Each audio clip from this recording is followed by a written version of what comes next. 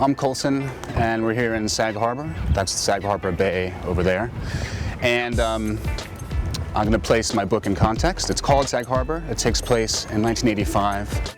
I'm a child of the 80s, so there are a lot of great things going on. New Coke. It's the early days of hip-hop before sort of gangster rap took over. So this book is different from my other ones because it draws a little more directly on my own personal experience. I grew up in New York City and would come out here in the summer. A lot of people don't know about the black community in Sag Harbor, but there are black professionals, doctors, lawyers, teachers in the 20s and 30s who wanted a place to go in the summer. They weren't particularly welcome in Bridgehampton, the Jersey Shore, basically anywhere. So they sort of found this place and it started coming out.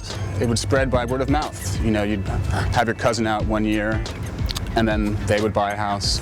They'd have more people out. Soon you have a community.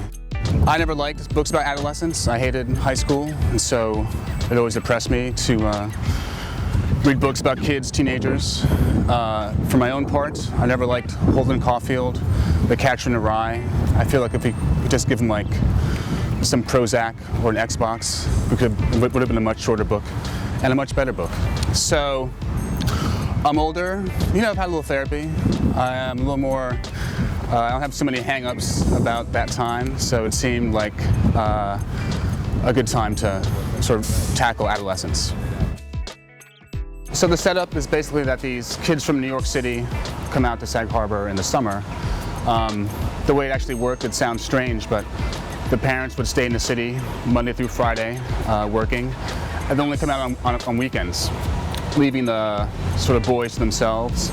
Luckily they were nerds, so there wasn't a lot of like shenanigans. Looking back, it was a missed opportunity, but that's just the way it went down. Not a lot happens. It's really sort of a slice of life. I think when you think about what happens realistically in the summer, you're only like 1% smarter by Labor Day than you were Memorial Day.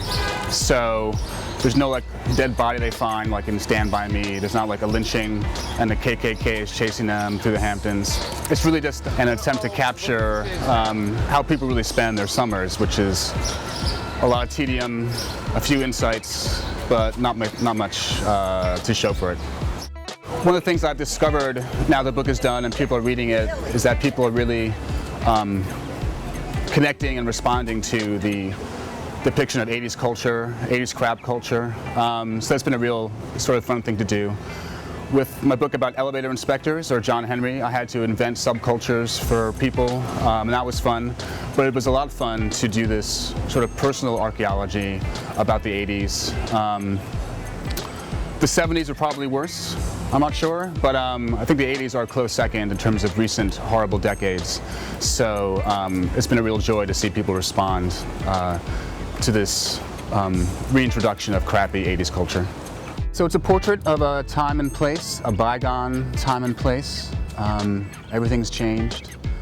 Back then, if you wanted to see a naked person, you had to stay up late till 1 a.m. and watch Cinemax. This generation, these kids coming up today, they just go on the internet and it's all at their fingertips. It was the 80s, life was harder.